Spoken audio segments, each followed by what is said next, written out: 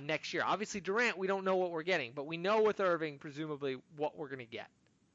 Okay, I'll preface my answer by saying I've been extremely excited, but I have not said to one person that the Nets are guaranteed to win a championship. This is their best championship window since Jason Kidd was here. And I think next year, you said it perfectly, Ben. Let them build on it. If they get anything more than 42 wins, it's an improvement. Maybe sneak out a first round victory. All eyes will be on the 2020-2021 season when Durant comes back. Now, there's a lot of risk here.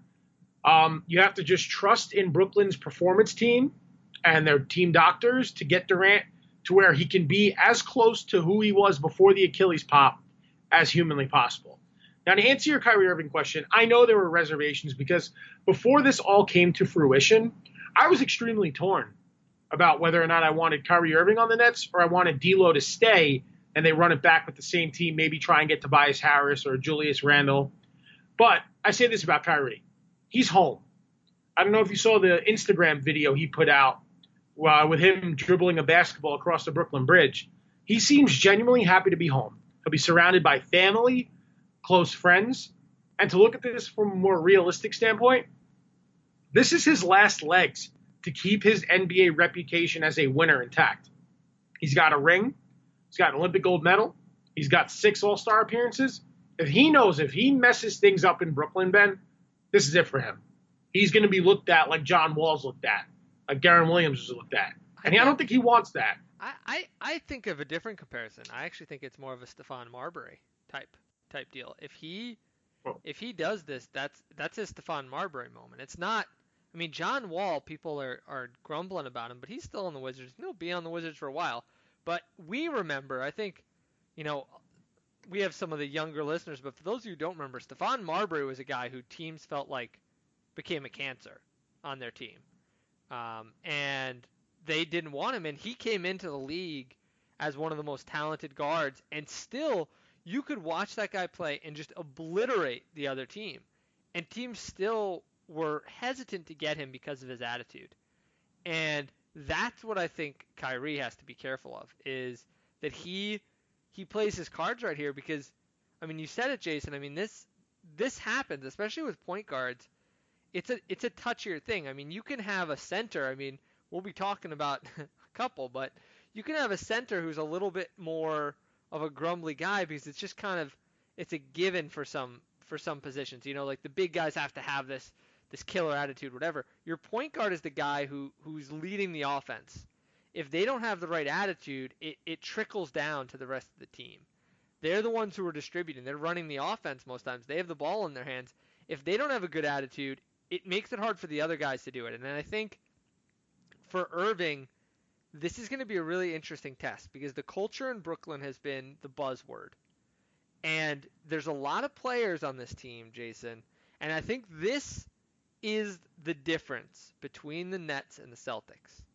The Celtics had players who felt like they had proven themselves and wanted additional opportunities.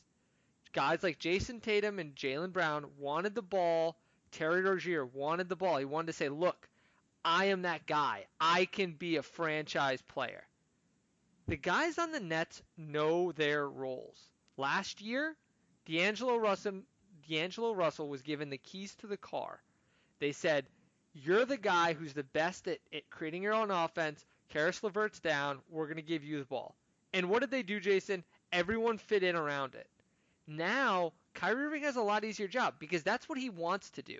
And if you look, Jason, his usage rate last year, if I'm not mistaken, was actually lower than D'Angelo Russell's and lower than Kemba Walker's. So in spite of all of this hand-wringing about Kyrie taking over and being a ball hog, he was actually a little bit more of an egalitarian guy than I think some people think he was. And I think it's going to fit pretty well into this Nets team. I think it'll be great for him to play a few less minutes given his injury history. They have the horses to do that. Dinwiddie is very capable. He can easily play 28-plus minutes, just like he did last year. They have LeVert. I mean, they're going to be in good shape to me to kind of ease him in here, and I think the pieces around him will be a very good complement. That's my feeling on this. No, I think so too. I mean, the Nets did lose a lot. You know, they lost Rondé, they lost Russell. All three key veterans have moved on. You had DeMarre DeMarre Carroll. Carroll Yeah. to the Spurs, Ed Davis to Utah. Jared Dudley just announced before we started recording going to the Lakers to play with Bron and Day Day, Anthony Davis, as I affectionately call him, back when we went to summer camp together. But they're going to integrate a lot of new guys. But what impresses me the most is that Marks didn't have to gut the core, didn't have to trade a Kurups or a Musa to shed more salary because Durant and Irving took less than the max. You have LeVert there. You have who's friends with Durant. They trade for Taurean Prince, friends with Durant. You have Jared Allen, who went to Texas. And according to Jay Williams, who works for ESPN, Durant's very fond of Allen. And then the piece that we haven't brought up yet, DeAndre Jordan. I know the years and the money look bad, but I've always been a fan of Jordan. Back when it was Lob City in LA, 4 years, $40 million. All right, is it the best deal? No, but he's that physical presence that you need to go up against Joel Embiid in the playoffs. What worries me though, and this is where Atkinson is really going to have to put his coaching hat on, who starts? You have your up and coming 21-year-old shot blocking machine.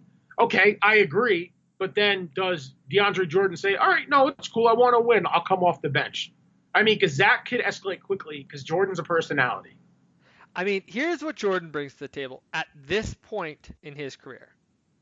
Rebounding, finishing around the rim. That's his game. Now, that said, I'm going to give him credit for one thing. He used to be among, if not the worst, free throw shooters in the entire league.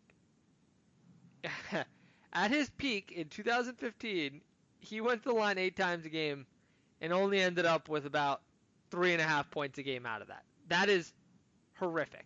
That is. But he makes terrible. up for it because his field goal percentage is one of the top in the league right now. Well, yes, but let's also he's take a this tough with a grain rebounder. Of salt. Let's take this with a grain of salt. So he shoots a very high percentage on a very low number of shots. So which is fine. I need him to block shots, rebound, dunk, and be tough.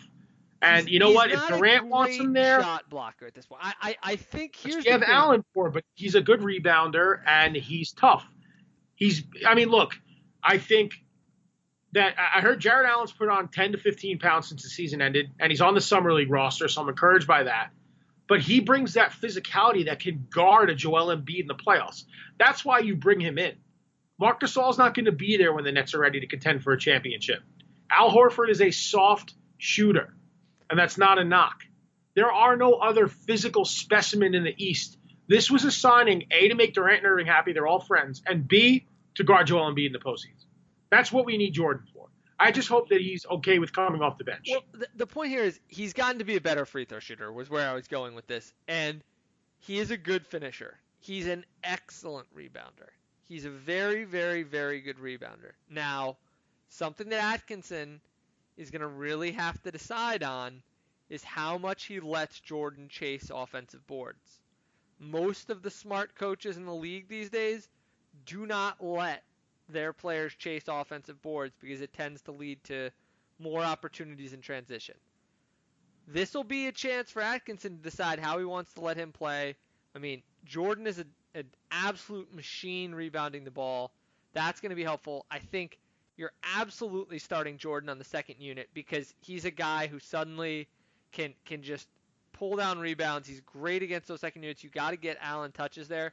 If you do put Jordan in on the first unit, it's fine. You can run pick and roll with Irving, and he's a good finisher, so he can be the guy who rolls down the lane. It's just a matter of getting his minutes right. I mean, he's not a guy traditionally who's played a huge amount of minutes. He had a few seasons where he did, but usually he's either been 20s or very low 30s, 31 minutes. I mean, he's only had a few seasons where he did more than that. So I think if you're Atkinson here, he's turning 31. You're really going to have to manage his minutes. I think you're going 20, 25 minutes a game. There'll be games where you play him a little bit more if he's playing really well. But that's how you're playing him. He's coming off the bench. But to your point, Jason, the thing I didn't like about this move is the 4th year. If they had done 3 years, I could have lived with it.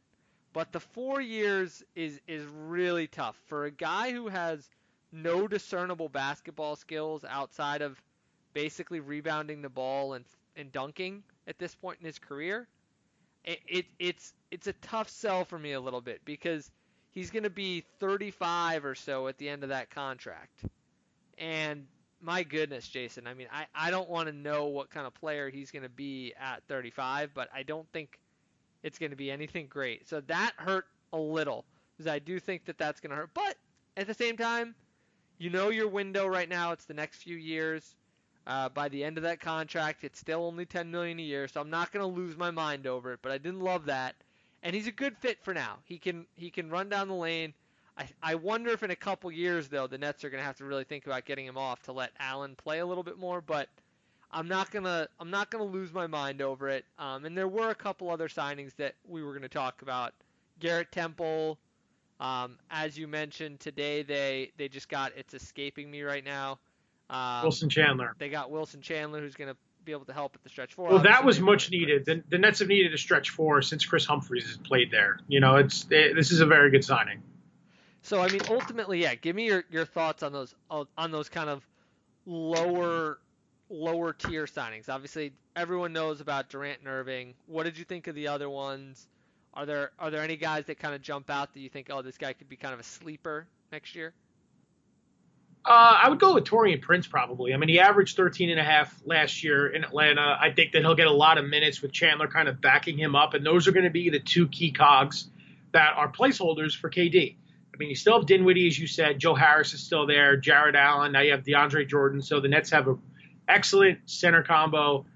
You've got to look for Caris LeVert to take that next step.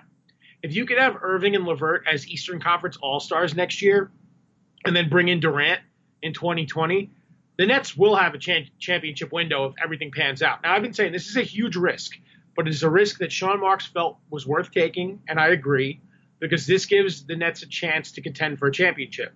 And everyone's saying the big three in Brooklyn, Durant, Irving, Jordan. No, it's Durant, Irving, and Caris LeVert. He's the cornerstone of this team, was a big draw to get KD and Kyrie in.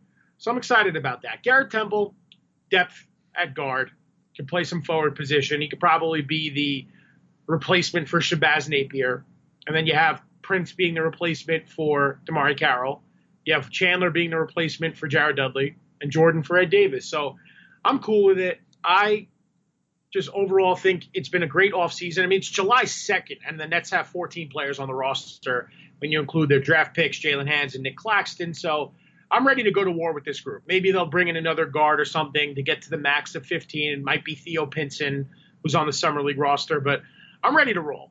You know, yeah, I think they actually, don't they have a full roster at this point? I mean, I think they had Alan Williams maybe on a two-way. They had Theo Pinson. No, he's a free agent. Yeah, and Pinson has a qualifying offer, so he might be their 15th guy. I mean, the roster right now is KD, Kyrie, LeVert, Jordan, Allen, Dinwiddie, Harris, Prince, Temple, Chandler, Kurucs, Musa, Claxton, and Hans. So that's 14 contracts.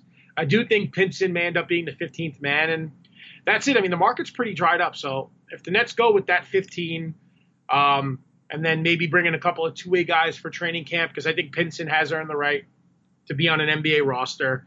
But again, credit to Sean Marks. And before we move on from the Nets, we have to give a shout out to our boy, Anthony Puccio, who we asked to be on the podcast back in April of 2018. Always was a fan of his writing, wound up being a friend of Ben and mine, friend of the show. He fell under some fire with members of a radio station that we won't speak about. But he called this months ago. In April, Pooch wrote for SNY, the Nets have a realistic shot at both KD and Kyrie. And then he was laughed at. And I'm so happy for a kid like Pooch, who has worked his tail off and now is able to justify himself. And he's gotten some really nice sources together. And he's going to be a force to be reckoned with on the reporting circuit for a very long time. And we're going to have to get him on. He's been on a lot of media circuits. He did a podcast with Chris Sheeran of the Yes Network. He's been on The Fan. He's been on CBS Sports Radio. So he's a busy man now, but I think he'll make some time for his buddies at Baseline Jumper in the next couple of weeks, hopefully. Absolutely. And let's also talk about some of the other teams in this double sign and trade that we had. So obviously we talked about the Nets. The other teams involved were the Celtics and the Warriors. Let's start with the Celtics because I think they're maybe one of the more interesting teams at this point, and one of the teams that takes maybe the most projection to really figure out what they are.